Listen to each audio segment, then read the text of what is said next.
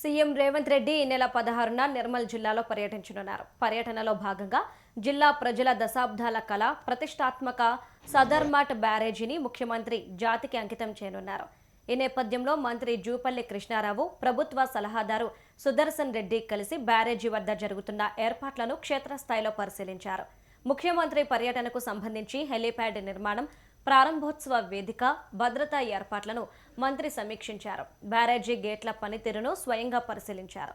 CM పర్యటనకు సంబంధించి అధికారులకు మంత్రి పలు సూచనలు చేశారు.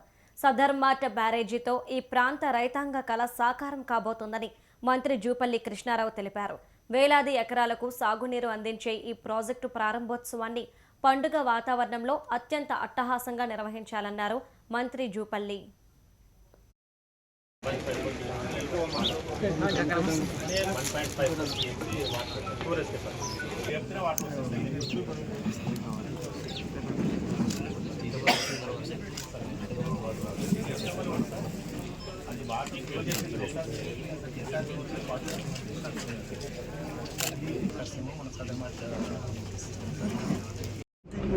డిఫరెంట్ అని కాకుండా ఈ విధంగా ఇప్పుడు మినిస్ట్రీగా డిఫరెంట్ ఇస్తూ ఉన్నారు కాబట్టి అదేవిధంగా గత ప్రభుత్వంలో టీఆర్ఎస్ ఉన్నప్పుడు మహిళా చదువుకున్న నిధులు కూడా పరిపాలిస్తాము.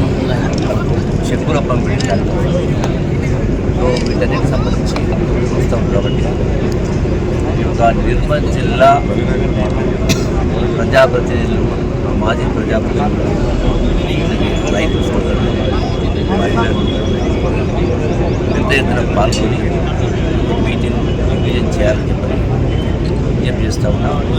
ఒక సందర్భం, అవకాశం, అది కూడా సంక్రాంతి పండుగ సందర్భంలో ఒక మంచి పండుగ నిర్మల్ జిల్లా యొక్క అభివృద్ధి యొక్క ప్రజాప్రభుత్వం, కాంగ్రెస్ ప్రభుత్వం, మన ముఖ్యమంత్రి రేవంత్ రెడ్డి గారి నాయకత్వంలో పెద్ద ఎత్తున కార్యక్రమాలు జరుగుతూ ఉన్నాయి.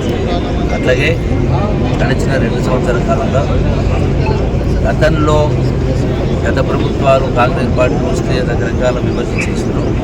దానికి భిన్నంగా గత స్కీములను కంటిన్యూ చేస్తూ కొత్త స్కీములను కూడా తీసుకొచ్చి ప్రజలకు అందించే ఏర్పాటు చేస్తూ ఉన్నారు. కాబట్టి మరి ఈ సందర్భంగా మరొకసారి సభను చేయాలని నిజామాబాద్ జిల్లా వాసన నిర్మల్ జిల్లా పాత కదా